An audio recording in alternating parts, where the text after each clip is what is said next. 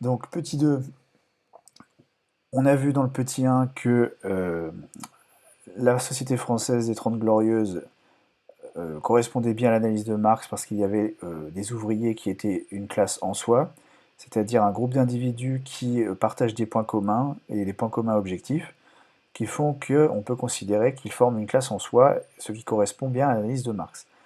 Mais on peut aller encore plus loin en montrant que les ouvriers sont également une classe pour soi, selon l'analyse de Marx. C'est ce qu'on va voir dans ce petit 2.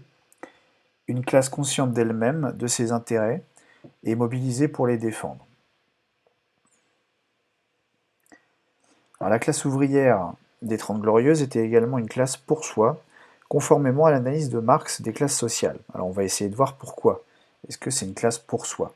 Sachant que, je vous rappelle qu'une classe pour soi, c'est un groupe d'individus qui ont en commun de se sentir comme membres de la classe sociale.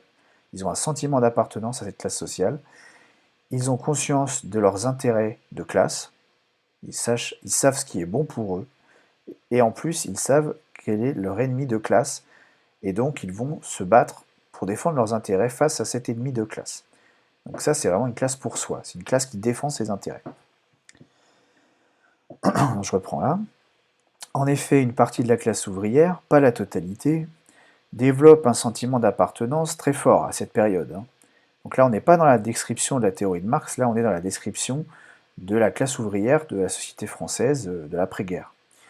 Donc une partie de la classe ouvrière développe un sentiment d'appartenance très fort, ce sentiment de faire partie d'un groupe à part, différent des autres groupes de la société, à savoir les autres groupes de la société, c'est la bourgeoisie, le monde agricole, dont les ouvriers n'ont aucun rapport avec le monde agricole, et les artisans, c'est en gros la classe moyenne, les artisans. Et donc les ouvriers ne se sentent pas du tout proches de la classe moyenne des artisans. Donc ils ont le sentiment d'être un groupe à part, différent des autres groupes, et c'est une des nombreuses caractéristiques de la culture ouvrière, le fait de se sentir séparé des autres, d'être à part. Alors, comment essayer d'expliquer ça? Donc, il y a des études sociologiques basées sur des observations. On a observé les ouvriers et on leur a posé des questions, donc lors d'entretiens, qui montrent cette spécificité euh, que les ouvriers ont. En fait, ils ont pour spécificité d'avoir une vision du monde divisée en deux. Alors, vous n'êtes pas obligé de le savoir, mais cette vision d'un monde binaire divisé en deux, on la doit notamment aux travaux d'un sociologue qui s'appelle Richard Hogarth, qui a écrit un livre en 1957 qui s'appelle La culture du pauvre. Mais vous n'êtes pas censé savoir ça, mais sachez que ces idées-là, ces arguments qu'on développe, qui sont parfois un petit peu abstraits, proviennent d'une analyse très détaillée de la culture ouvrière. Donc pour les ouvriers, il y a une vision du monde divisée en deux. Il y a d'un côté les ouvriers, que l'on appelle, ou qu'ils appellent le nous, c'est nous les ouvriers, nous la classe ouvrière, nous. C'est un pronom qui dit que le groupe a sa propre identité. Il y a nous. Et d'un autre côté, il y a les autres, ce que les ouvriers appellent le eux. Il y a eux et il y a nous. Il y a nous, les ouvriers, et il y a eux, les autres. Et c'est qui les autres? Ce sont les personnes qui exercent le pouvoir sur les ouvriers, qui en gros sont là pour leur casser les pieds et leur compliquer la vie, et les dominer. Ou alors il y a aussi tous les individus que sont amenés à rencontrer les ouvriers, mais ces individus ne comprennent pas les difficultés qu'implique la vie ouvrière, parce qu'ils ne la vivent pas. Donc c'est des gens qui ne peuvent pas comprendre. Là, si je dis en langage vraiment familier, c'est les gens qui ne peuvent pas comprendre parce que ils sont pas ouvriers, et donc comme ils sont pas ouvriers, ils peuvent pas comprendre. Voilà. Donc vraiment cette idée que le monde est coupé en deux, avec les ouvriers, leur culture, leur solidarité, leur code, leurs références, c'est le nous. Et en face, il y a le eux, c'est les autres, c'est les gens qui ne sont pas comme nous, qui ne nous comprennent pas ou qui nous dominent, qui nous font souffrir. Donc cette vision du monde coupé en deux, elle est très présente dans l'esprit des ouvriers durant les Trente Glorieuses. Donc cette barrière symbolique, hein, c'est le moment de parler de symbole, hein, c'est le sens. Hein. Cette barrière symbolique entre eux et nous, les ouvriers, est caractéristique de la culture ouvrière. Donc ça, c'est vraiment des idées un peu fines, hein, mais que vous pouvez remobiliser dans une copie. Ça, c'est vraiment une classe en soi, c'est de comprendre que on est séparé des autres, et que donc si on est séparé des autres, on est différent. Alors par exemple, cette opposition se manifeste géographiquement. Déjà, on voit que les ouvriers, il y a un eux et il y a un nous, parce que nous, ils habitent dans un même endroit, et eux, ils habitent ailleurs. Donc géographiquement, il n'y a pas de mélange. Donc il y a bien une séparation géographique entre les classes sociales. Donc ça se manifeste géographiquement par des lieux de vie différents des autres classes sociales. Ça se manifeste aussi socialement par une forte endogamie sociale. Ça veut dire que les ouvriers ou les ouvrières, ils vont avoir tendance à se mettre en couple avec des gens qui font partie du groupe ouvrier. On ne va pas chercher à se mettre en couple avec quelqu'un d'extérieur en fait. Avec un bourgeois, c'est impossible, ou avec un artisan, ou avec un paysan. Voilà, ça va être beaucoup plus rare. Donc on cherche avant tout à se mettre en couple avec les gens qui sont proches de nous socialement et géographiquement. Donc ça a pour conséquence, cette endogamie sociale, de faire que le groupe ouvrier dispose de frontières étanches vis-à-vis du reste de la société. Vous naissez dans le monde ouvrier, vous y resterez et vous y ferez votre vie. Voilà, c'est ça la spécificité de la classe ouvrière des Trente Glorieuses. C'est une classe différente des autres, qui se pense différente des autres, et qui est étanche, qui ne se mélange pas aux autres. Deuxième argument. Par ailleurs, la classe ouvrière est aussi une classe mobilisée dans la défense de ses intérêts. Donc ça, c'est un deuxième argument pour dire que la classe ouvrière, en plus d'être une classe en soi, est une classe pour soi. Donc là, elle est mobilisée dans la défense de ses intérêts. En effet, durant les Trente Glorieuses, les Trente Glorieuses plutôt, sont aussi une période marquée par d'intenses conflits sociaux dans la sphère du travail, opposant les ouvriers des grandes usines aux patrons d'entreprises. La classe ouvrière est mobilisée, notamment grâce au rôle important des syndicats ouvriers comme la CGT.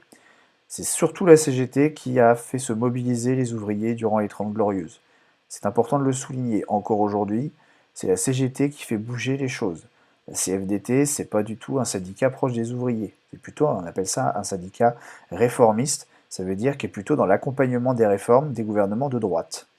La CGT, elle, est vraiment dans la mise en place de choses vraiment dans l'intérêt des ouvriers. C'est la CGT qui a mis en place, et les communistes, qui ont mis en place la sécurité sociale à la fin de la Seconde Guerre mondiale. Ça, c'est important de le rappeler, hein. C'est pas la CFDT, c'est la CGT.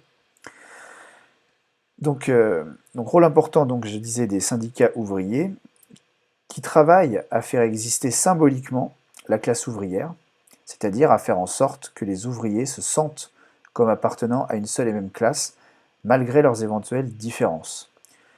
Donc ça veut dire que les syndicats type CGT, ils ont des discours, ils parlent aux ouvriers pour faire en sorte qu'ils se sentent ouvriers. Hein. C'est pas inné, hein. C'est pas dans la nature profonde de l'ouvrier de se sentir ouvrier.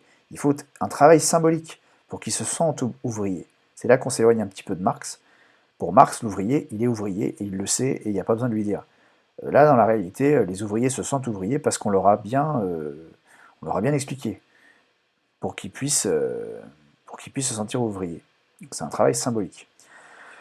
De son côté, le Parti communiste français, PCF, alors très implanté dans l'électorat, ça veut dire qu'en gros, il y a beaucoup de gens qui votent pour le PCF à l'époque. Hein. Le PCF, c'est vraiment beaucoup de suffrages lors des élections. Et dans les usines, hein, très implanté dans les usines, 70% des ouvriers votent communiste. Donc vous voyez que le monde a bien changé hein, depuis les années 50. Hein.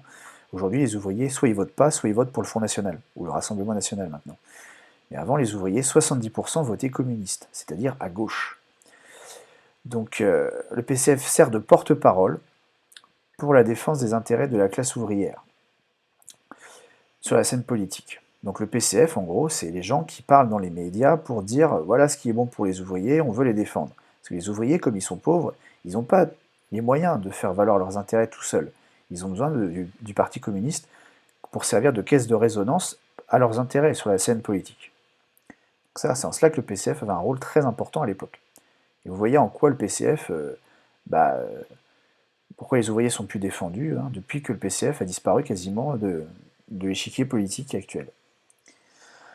Donc ces deux institutions, CGT et PCF, ont joué un rôle fondamental dans l'émergence et le maintien de la conscience de classe ouvrière. Bon, c'est ce que je disais. Des exemples qui prouvent que la classe ouvrière a été mobilisée durant les Trente Glorieuses, c'est le cas par exemple de mai 68. Donc là je vous donne un exemple très précis que vous pouvez réutiliser naturellement. En 1968, l'usine Renault située sur l'île Seguin à Billancourt, donc c'est dans la banlieue sud-ouest de Paris. Donc cette usine entre en grève pour obtenir des hausses de salaire et une réduction de la durée de travail hebdomadaire. Ils veulent travailler moins d'heures par semaine. Et la retraite à 60 ans. Donc vous voyez, c'est très intéressant, hein. En 68, on voulait la retraite à 60 ans. Aujourd'hui, on perd la retraite, quoi. On repasse au-delà de 60 ans. Donc c'est retour en arrière. L'usine comporte alors 38 000 salariés. Donc tous les jours, il y a 38 000 personnes qui se rendent sur cette île pour travailler. Une concentration très importante d'ouvriers. Et bien, ce jour-là, l'usine, avec ses 38 000 salariés, se met en grève, à partir donc du 17 mai 1968. Et tout le monde se met en grève d'un coup, il n'y a pas de personne qui travaille encore, hein. Tout le monde se met en grève, sous l'impulsion de la CGT et du PCF qui étaient majoritaires dans l'usine. On pourrait regarder la petite vidéo qui parle de ça. Ici, une petite photo d'époque, hein, pour vous montrer à quel point les ouvriers étaient nombreux et aussi extrêmement solidaires, hein. Il y a pas de... Tout le monde fait grève en même temps. Et tout ça pour défendre leurs intérêts. Donc c'est bel et bien une classe pour soi. Voilà une petite description de la journée du 17 mai 1968 avec les différentes grèves. Voilà, donc on va passer au grand B sur la remise en cause du paradigme de l'analyse marxiste dans une prochaine vidéo.